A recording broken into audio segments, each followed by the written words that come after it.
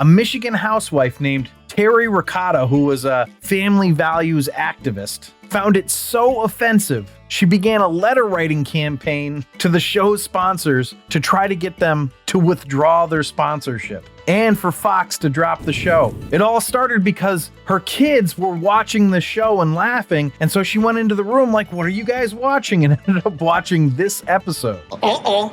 Dun, dun, dun.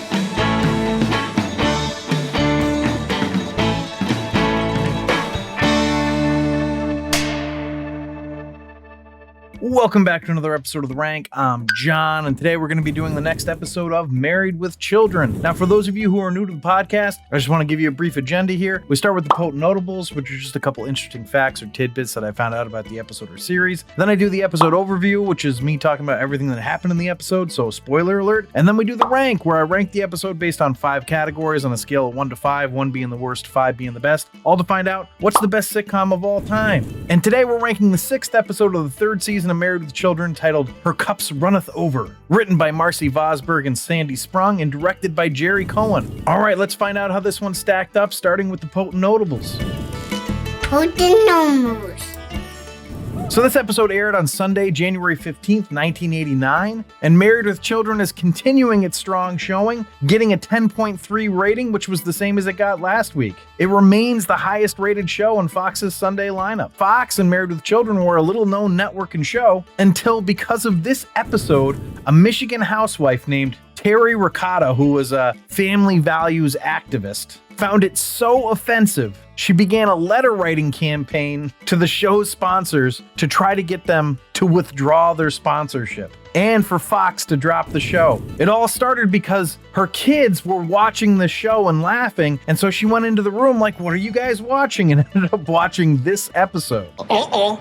Dun, dun, dun. Now, a few sponsors did end up canceling their commercials, but her efforts ended up having the exact opposite effect of what she wanted. The story spread like wildfire and ended up giving Married with Children a huge jump in the ratings. It actually made the show a huge hit and put the Fox network on the map. All right, so I just thought that was pretty awesome. I got one more potent notable for you. Devin DeVazquez, the lady in white lingerie who asks Al's opinion on her apparel, was Playboy's Playmate of the Month for June 1985. So we've got kind of a string of this happening on this show where they're inviting Playboy Playmates. All right, but those are the potent notables. Let's go to the episode overview. We open with a seemingly happy Peggy dancing and lip-syncing to Aretha Franklin's R-E-S-P-E-C-T. But, and I suppose not surprisingly, we're going to find out that this happiness is going to be short-lived. Because the camera is going to pan to the stairs where the kids, Kelly and Bud, are watching on and basically saying every year it's the same thing. Mom's happy it's her birthday, and then she's going to realize she's old and get sad. Well, they're right. Peggy's going to start getting down in the dumps once the radio announcer says that if you remember that song, Respect, when it came out, then you're super old because it came out 20 years ago. So that one's for you, Grandma. To compound her sudden turn into depression, Al is going to come home and have the audacity to ask her how it's going. She doesn't sugarcoat it. She says the best years of her life are past, and the worst part is she spent them all with him. But just as soon as she's saying that, just as quickly she turns to him and is like, looking for reassurance, "Do you still find me attractive, Al?" And then we get the first joke that made me laugh. He says that Peggy's still the same knee in the groin that she was when she was 16. But then she's like, "No, you didn't say it with feeling, so you're an insensitive pig of a man." Now, I don't think she's wrong in that statement that he's an insensitive pig of a man, but I don't think this was actually the right time to use that insult. Also, was that a compliment? I mean, she seemed to take it as one at first, but who wants to be a knee in the groin? And then we get a fun bit here where Peggy's kind of spiraling and she's trying to figure out something to do that will make her happier. While she's trying to figure it out, Al already knows and he's pulling out his wallet. And he's not wrong. She ends up saying she wants to go shopping. She wants to shop till he drops. But she doesn't want Al to mistake this. This is not the birthday present. She still expects a birthday present. And this year, she wants something different. And then, of course, you get your typical Al, "I hate having sex with my pretty wife" joke. When he responds, he only knows one way to do it. Now, what I found really interesting about this is that he makes this joke, I laughed, the audience in the studio laughed, but then Peggy gets 2 barbs in return. The first being, "And one day maybe you'll get it right." and the other was her saying that she wants something that'll last longer than 3 minutes. What I found really interesting was the fact that the audience basically booed at it. So they laughed at Al and they booed at Peggy. I'm not sure I like that. But Peg's gonna leave to go shopping, and when she leaves, Al asks the kids, "Why didn't you tell me it was her birthday? If I had known, I wouldn't have come home." And I love that Bud and Kelly are entirely nonplussed that their dad basically just said that he wouldn't come home if he knew it was his wife, their mother's birthday, or the fact that he didn't know it. What they end up doing is they actually tell him that they love him because he's aging gracefully, basically. And then Bud's gonna ask for money. And when Al's like, "I don't have any money," because she just took it, basically, he says, "Sorry, son." And Bud goes, "Don't call me that." So Bud's gonna leave. He's gonna storm off because he didn't get any money, and Kelly's gonna stay. So Al's gonna take the opportunity. He's gonna say, "Hey, Kelly, can you help me out and give me advice on what to get your mother? Heck, maybe her being a girl will actually come in handy for once." Yikes, Al. And then Christina Applegate does a fun little bit here where she starts talking and then just loses the train of thought in the middle of it, which is a classic Kelly's dumb joke, but also kind of feels like what I do on this all the time, and Antonio puts bloopers up of it. So I guess I'm a little Kelly myself. Yeah. Just not as pretty. But Al's gonna actually figure out the perfect gift for Peg when she comes home and she's all upset because things just keep getting worse for her. She found out today that her bra, the fancy figure 327, has been discontinued. Al, trying to make her feel better, is like, "Oh, Peg, your boobs are great." And she goes, "Oh, you still love your little squeezies?" I've never heard them called squeezies, but I love it. But the happiness for Peg is short-lived, as she's still devastated about losing her bra, and she just wishes that somebody could understand her plight. Because when she asks Al what he thinks of the replacement bras she got at the mall, he's like, "What do I think? I think that on my birthday, I don't run to you with my underwear looking for help." To which Peggy responds, "Maybe you should, because if you did, I could tell you that the big hole goes in the front." Naturally, we get Marcy coming over next, and she's very understanding. I mean, she literally is coming over because she heard about the bra being discontinued. Actually, this episode is one of the first where I really felt like Marcy and Steve were really friends to Peggy and Al. And I think it's kind of nice that Marcy's there for Peg.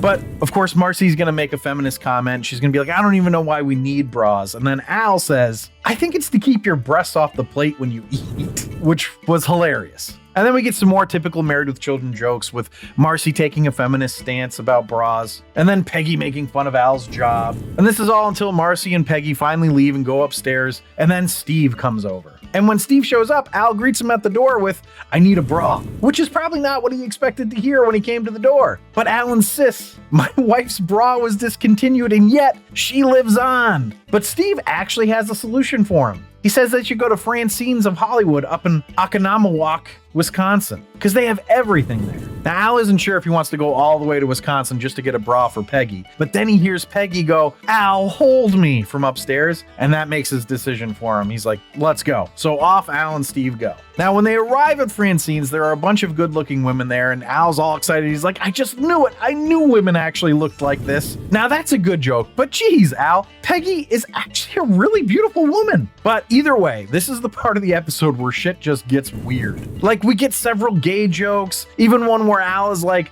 "I could do better than Steve if I were gay," and that Steve actually gets not just insulted, but actually hurt by this. But then Steve is gonna accost a mannequin and give us a grape joke about how the mannequin was asking for it. Just look at how she was dressed. Then we get a guy coming into the store who's clearly meant to be gay, wearing an actual crown, and Al's like, "And they wonder why we call them queens." And he's saying this to the only male person that's working in the store, and the guy's like, "Oh yeah, there ought to be a law." But then he moves from behind the counter.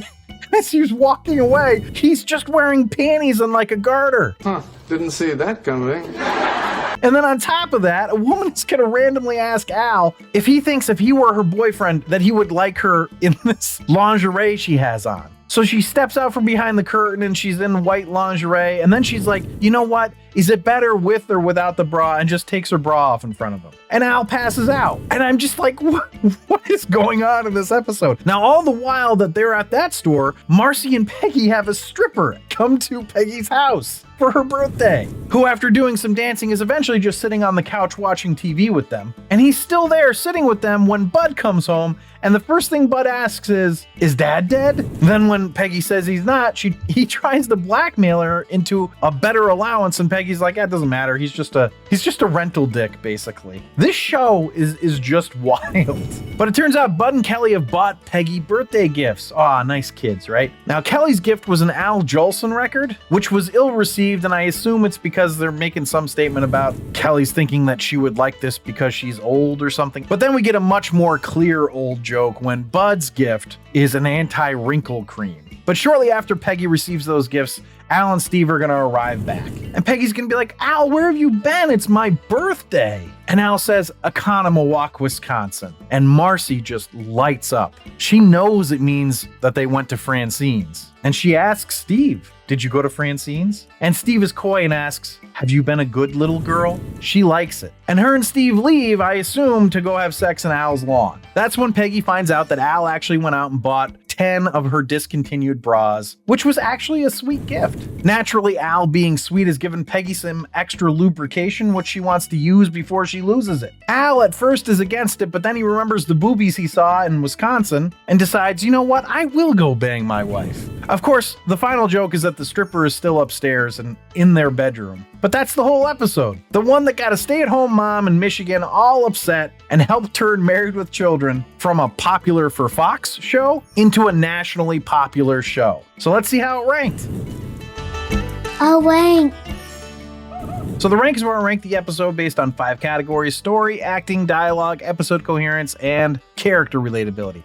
I rank it on a scale of 1 to 5, 1 being the worst, 5 being the best, and then I also have a laugh counter where I tally up the amount of times the episode made me laugh out loud. 1 point per laugh out loud gets added to the score. But before I dive into the rankings here, I just want to say if you're enjoying this episode, please leave a like down below. It really does help me out. But without further ado, the first category is story, and the story is that it's Peg's birthday, and she's a little depressed to be getting older. Well, I suppose the story is really trying to find the discontinued bras that Peg really likes. Either way, it's not a super strong story, but it's serviceable. I think it really works for Married with Children, so I gave it a 3.5. So that brings us to acting, and there's nothing wrong with the acting in this one. But let's face it, the women in Francine's weren't hired for their acting abilities. Katie, Amanda, David, and Ed were all great. David Faustino was pretty decent. Christina Applegate was good. I gave it a 3.5. So that brings us to dialogue.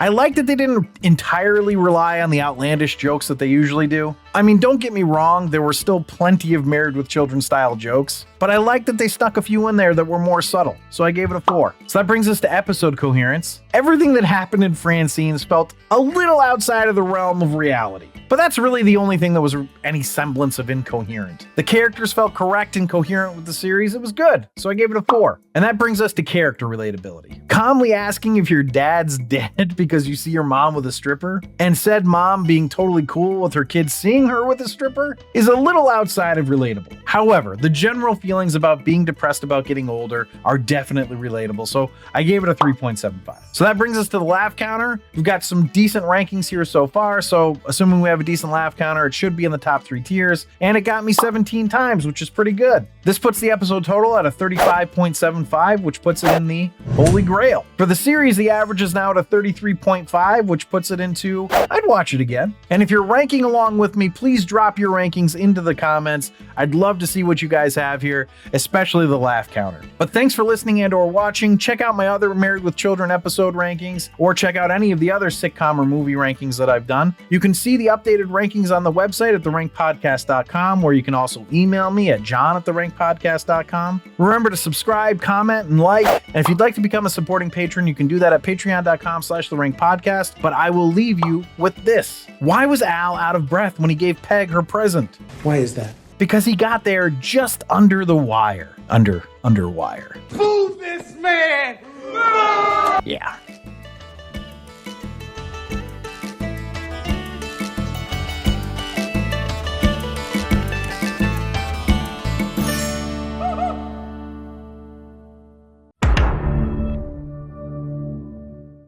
We open with an We open with a seemingly happy Peggy dancing and singing That's okay. Take your time.